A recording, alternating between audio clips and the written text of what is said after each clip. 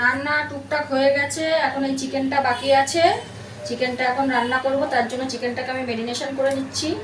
এখানে মশলা সবই দেওয়া একসাথে করে নিয়েছি, মশলা করে এর মধ্যে সব কিছু দেবো, দিয়ে মাখিয়ে নেব, ভালো করে মাখিয়ে নেব। চিকেনটাকে ভালো করে মাখিয়ে নিয়ে রান্না করলে চিকেন বেশি টাইম লাগে না রান্না করতে।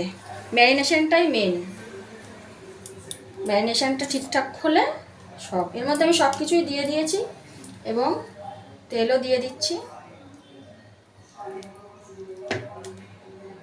দিয়ে ম্যারিনেশন করলে, সুন্দর করে ম্যারিনেশন করতে পারলে চিকেন টাইম লাগে না, বেশি রান্না লাগে না, রান্না করতে টাইম লাগে না।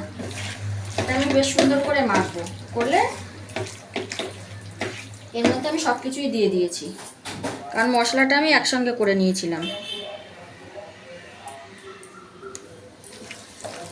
বেশি টাইম লাগবে না, ভালো করে মাখিয়ে নিয়ে